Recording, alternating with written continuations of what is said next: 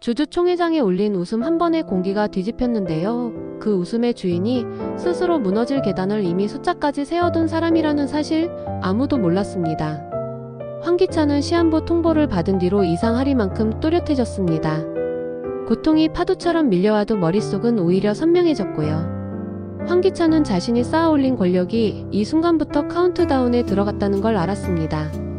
그래서 마지막 전장을 주주총회로 정했고 그곳에서 모든 빚을 계산하기로 마음먹었는데요. 겉으로는 담담했지만 속으로는 한 칸 한 칸 자기 자신을 옥죄는 체크리스트를 끝없이 지워나가고 있었습니다. 주주총회는 처음부터 뜨거웠습니다. 강재인과 강미란이 준비해온 자료는 촘촘했는데요. 김도윤이 정리한 보고에는 H&K 이중 계약의 실제 조항이 선명했고 김도희가 남긴 메모와 전표 대조표까지 나란히 놓이니 웅성거림이 순식간에 파도처럼 번졌습니다. 강재인은 작은 숨을 고르며 이제 시작이라고 마음속으로 되뇌었고요. 강재인은 오늘 강규철이 생전에 지키려 했던 기준선을 다시 그어놓겠다고 다짐했는데요. 그 다짐의 근거는 뜻밖에도 오래된 인형집에서 나왔습니다. 며칠 전 강재인은 창고에서 먼지 낀 상자를 열어 인형집을 꺼냈습니다. 어린 시절 아버지 강규철이 선물했던 바로 그 인형집이었는데요. 무늬처럼 보였던 문턱이 암호장치였다는 걸 그날 처음 알게 됐습니다. 강재인이 손끝에 기억대로 숫자를 맞추자 딱 소리가 났고 작은 칸에서 쪽지와 계좌 정보를 품은 카드키가 나왔습니다. 강규철은 딸의 손에 남겨둘 생각으로 딸만할 암호를 심어두었더라고요. 강재인은 울컥했지만 오래 울지는 않았습니다. 그 종이는 감상보다 실행을 요청하는 문서였거든요. 김도윤도 옆에서 조용히 고개를 끄덕였습니다. 이건 돈이 아니라 방패이자 망치네요.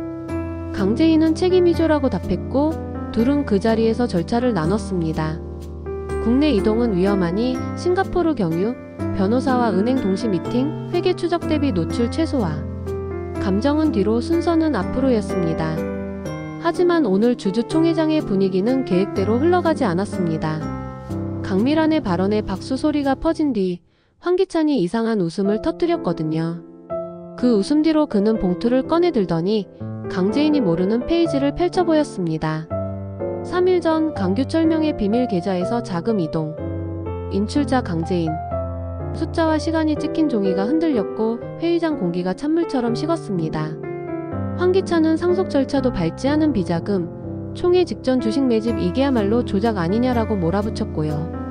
국세청 신고 없는 자금으로 회사의 방향을 틀려 하다니 정의를 말하기 전에 법부터 지키시지. 그의 말투는 서늘했고 시한부의 담담함이 이상한 설득력을 덧칠했습니다. 강재인은 숨이 막히는 느낌을 받았는데요. 물러서지 않았습니다. 아버지가 남긴 건 도피용 금고가 아니라 회복을 위한 안전장치였어요. 그러나 법과 명분은 종종 다른 길을 걷고요. 총회장의 시선은 냉정하게 법적으로 쏠렸습니다. 김도윤이 곧장 해외에서 정식 절차로 신탁계정 전환을 진행 중이라고 설명했지만 황기찬은 또 다른 서류를 들어 올렸습니다. DH홀딩스. 내부 정보를 알고 있었다는 정황, 여기에 통화 로그. 정호성의 이름이 언급되는 순간 웅성거림이 다시 커졌고요. 의심의 방향이 넓어지자 증거의 무게도 방향을 잃는 듯 했는데요. 바로 그때 조용히 있던 사람이 손을 들었습니다. 이태호였습니다. 이태호는 짧게 숨을 고르고 말했습니다. 협력업체 대표로서 확인한 사실만 말하죠. H&K 안쪽 서명 샘플 진짜와 가짜가 섞였습니다. 그리고 그 가짜의 연결점은 캐서린 명의였습니다. 강세리의 이름이 말끝에서 묻어나오는 순간 황기찬의 미간이 아주 살짝 흔들렸습니다. 이태호는 더 나아가려 했다가 멈췄습니다. 오늘은 여기까지요. 수사 영역은 밖에서 다루죠. 그는 필요한 만큼만 내놓고 덮었는데요. 덮을 줄 아는 사람이 증거를 오래 쓰더라고요. 주주들의 눈빛은 다시 분화했고 표는 예측하기 어려운 미로 속으로 들어가는 분위기였습니다. 총회는 결국 황기찬 해임으로 결론 났습니다. 표 차이는 컸지만 깔끔하진 않았습니다. 강재인에게도 상처가 생겼고 김도윤에게도 불똥이 튀었고요. 회의장을 나오는 길 강재인은 짧게 떨렸는데요. 김도윤이 지금은 설명보다 준비조라고 낮게 말하니 숨이 조금 놓였습니다. 강재인은 고개를 끄덕이며 맞아요, 준비라고 답했습니다. 집으로 돌아간 황기찬은 한 장의 그림 앞에서 멈춰 섰습니다. 아빠 힘내라고 쓴 황지호의 글씨였는데요. 혈연이 아니어도 부르는 호칭이 몸에 남아 있었습니다. 그게 더 아팠습니다. 황기찬은 웃다가 울었고 울다가 다시 웃었습니다. 눈물이 마르자 그는 서랍에서 USB 하나를 꺼내 손에 올렸습니다. 오래전 밤의 기록, 지워지지 않는 소리, 멈추지 못한 바퀴. 그는 그 USB를 다시 봉하고 메모를 덧붙였습니다. 끝은 내가 낸다. 시한부에 사람에게 남는 건 선택뿐이었고요. 그는 선택지를 정리하고 있었습니다. 자수와 고백 혹은 역군과 분산. 그 사이에서 그가 고른 길은 기묘한 혼합이었는데요. 속죄의 문장을 쓰면서도 동시에 강세리의 길을 끊어낼 칼을 갈고 있었습니다. 한편 강세리는 재빨랐습니다. 주주총회에서 황기찬이 흔들린 사이 이태호에게 접근했는데요. 말은 달콤했지만 눈빛은 계산이었습니다. 지호를 생각하면 내가 곁에 있어야 하죠. 이태호의 표정이 잠깐 흔들렸지만 곧 단단해졌습니다. 아이를 방패로 쓰는 말 그만하세요. 그 대답을 들은 강세리는 잠시 허탈해했는데요. 좌절보다 빠른 건 습관화된 생존 본능이었습니다. 거울 앞에서 그녀는 속삭였습니다. 다 무너져도 나는 선다. 그리고 다시 움직였습니다. 황기찬의 감시가 시작됐다는 낌새를 눈치채고도 오히려 대담하게 한 수 더 꺼내 들려는 기세였죠. 그 사이 강승우는 자료실에서 김도희가 남긴 메모 조각들을 맞추고 있었습니다. 빈 페이지 뒤쪽 표지 속지, 스테이플러 자국 옆에 숨어있던 작은 글씨들. 서명 샘플 실물 대조, H&K 병렬 계약, 결제선 분리, 접근 흔적 반복 복도 끝. 승우는 손끝으로 별표를 더듬으며 중얼거렸습니다. 여기서 꼬리가 나왔네. 그 꼬리는 사람들의 동선과 시간이었고요. 지운 로그 위로 사람의 습관이 남겨둔 냄새가 은근히 올라왔습니다. 승우는 메모를 사진으로 남기고 사본을 봉투에 넣어 강재인에게 전달했습니다. 누나, 퍼즐이 다 모이진 않았지만 그림은 보이기 시작했어. 강재인은 고마워라고 짧게 답했는데요. 그 짧음에 믿음이 들어 있었습니다.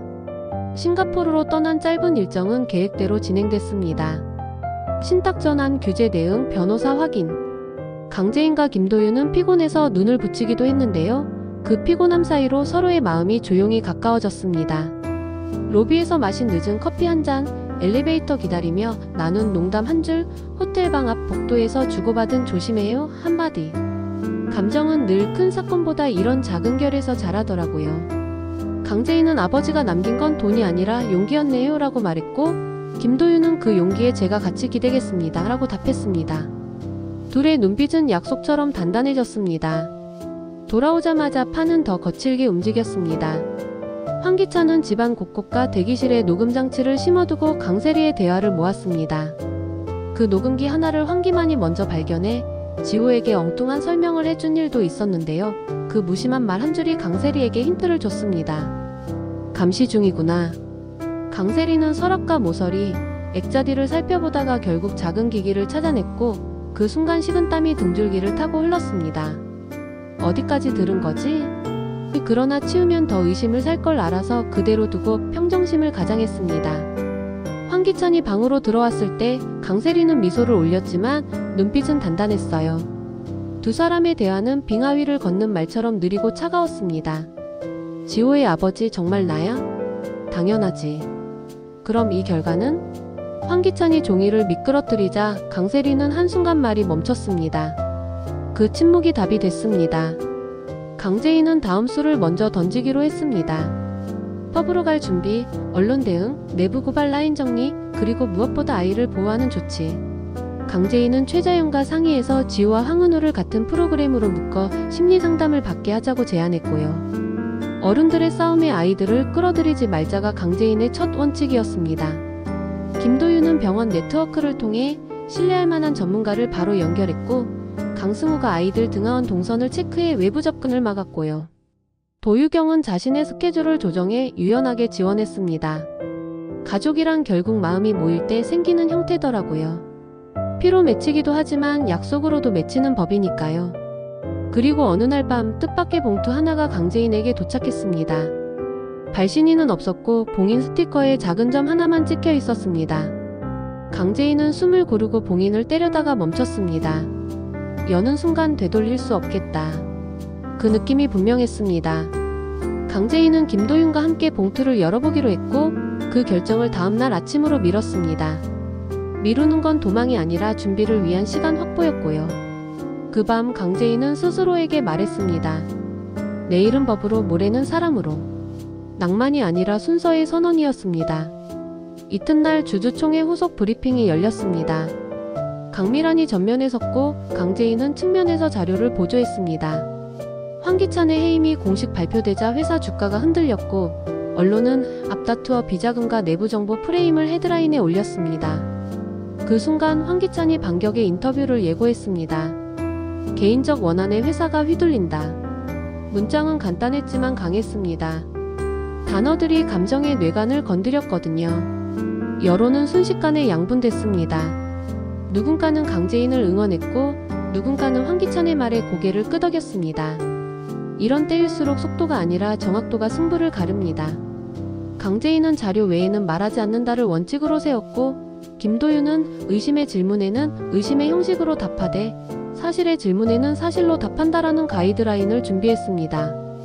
그때 이태호가 조용히 메시지를 보냈습니다. 내일 한 사람 더 데려오죠. 서명을 확인해 줄 사람. 이태호가 말한 사람은 캐서린과 직접 관계가 있는 인물이었고 오래전 문서를 실제로 다뤘던 실무자였습니다. 강세리의 위조 연결고리를 실무의 습관으로 끊겠다는 계산이었죠. 서류는 글씨만 보지 않습니다. 종이의 결, 도장의 기름기, 줄 간격의 리듬 올 해버츠. 이태호는 그 습관을 기억하는 사람을 데려오려 했고 그건 증거를 살아있는 증언으로 바꾸는 묘수였습니다. 밤이 깊어질수록 사람들의 마음은 분명해졌습니다. 황기찬은 책상 앞에서 유언장과 위임장을 서로 다른 봉투에 넣고 암호를 적었습니다. 마지막으로 누구에게 무엇을 남길지 남기는 건 재산보다 고백이 먼저다. 혼잣말이 흘렀고 손이 아주 잠깐 떨렸습니다. 하지만 떨림 뒤에 찾아오는 평온이 있었습니다. 시한부가 주는 이상한 선물이었는데요. 무서움 대신 정리가 들어오더라고요. 황기찬은 전화를 걸어 두 통의 문서를 아침에 접수하자고 지시했고 동시에 녹음 파일 일부를 익명 라인에 올렸습니다. 누가 누구를 미행했고 누가 악용했는지 기록이 답한다.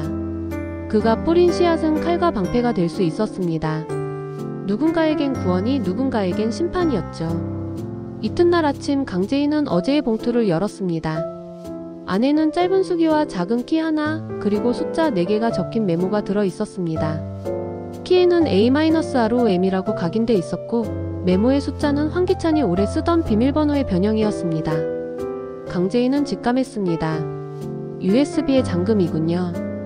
그 순간 전화가 울렸습니다. 발신자 표시 없음. 짧은 목소리. 오늘 낮 12시. 끝을 보죠. 목소리는 황기찬이었고 말끝은 묘하게 편안했습니다. 정오가 가까워질수록 흐름은 더 복잡해졌습니다.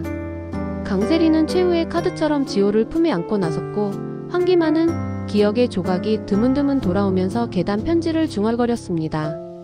노숙자는 체면을 지키려 여느 때처럼 호통을 쳤지만 그 호통 뒤에는 흔들리는 불안이 들었고요. 가족의 모양이 저마다 다르게 흔들렸지만 단 하나의 추가일을 지키자는 마음만큼은 같은 방향을 보고 있었고요. 정오 문이 열렸습니다. 테이블 위엔 USB, 키, 4자리 숫자, 그리고 원본 계약서 사본과 서명 샘플 대조표가 나란히 놓였는데요. 공기는 뜨겁고 목소리는 낮았습니다. 황기찬은 먼저 말을 꺼냈습니다. 나는 잘못했어요. 그 고백은 면죄부가 아니라 출발점이었습니다. 강재인은 고개를 끄덕였고 김도윤은 USB를 노트북에 꽂아 잠금을 풀 준비를 했습니다. 이태호는 실무자를 불러 서명 습관을 확인할 준비를 마쳤습니다. 강승우는 문 밖 연락망을 관리하며 혹시 모를 방해를 막을 계획을 세웠고요. 모두가 제자리에서 서 있었습니다. 이제 열기만 남았는데요. 바로 그때 대기실 쪽에서 급한 발걸음 소리가 들렸습니다. 문이 벌컥 열리고 숨을 헐떡이는 직원 한 명이 외쳤습니다. 전달자가 가로막혔습니다. 문서 하나는 무사한데 한 봉투는 뺏겼대요. 시간은 갑자기 속도를 바꿨고 공간은 좁아졌습니다. 누구의 손이었을까요? 강세리의 마지막 바늘일까요? 황기만을 노리는 빛의 그림자일까요? 아니면 전혀 다른 바깥의 손길일까요? 확인되지 않은 채로 USB 화면에 첫 파일명이 떠올랐습니다. 파일명은 간단했는데요. 우리 모두가 동시에 침을 삼켰습니다. 아빠는 누구인가? 그 순간 강재인은 마음속으로 문장을 하나 접었습니다. 아이는 방패가 아니라 기준선이라고요. 김도윤은 옆에서 짧게 말했습니다. 순서대로 갑시다. 이태호는 고개를 끄덕였습니다. 증거는 감정보다 앞에. 황기찬은 아주 천천히 숨을 들이마시고 내쉬었습니다. 지금부터 끝을 엽시다. 여기서 멈추죠. 다음 장에서 우리가 확인할 건 세 가지입니다. 첫째, USB 안에 든 아버지의 정의가 누구의 이름으로 서 있는지. 둘째, 캐서린 명의의 서명 습관을 기억하는 실무자의 한 문장이 어느 쪽의 마지막 손톱을 꺾을지. 셋째, 가로챈 봉투의 향방이 누구의 주머니에 꽂힐지. 강재인은 법으로, 김도윤은 절차로, 이태호는 습관으로, 강승우는 기록으로 각자 자기 무기의 안전핀을 뽑아들었고요. 황기찬은 고백과 심판 사이에서 마지막 발걸음을 때려하고 있습니다. 강세리는 여전히 살아남을 길을 찾고 있을 테고요. 단 하나만 약속할 수 있겠네요. 이번에는 아이를 기준으로 선을 긋겠다는 강재인의 말이 흔들리지 않도록 증거가 말을 할 겁니다. 그리고 그 말이 끝나는 순간 누군가의 이름은 역사에서 지워지고 또 누군가의 이름은 책임의 문장 위에 새겨질 거예요. 준비되셨죠? 구독과 좋아요로 다음 장에서 함께 파일을 엽니다.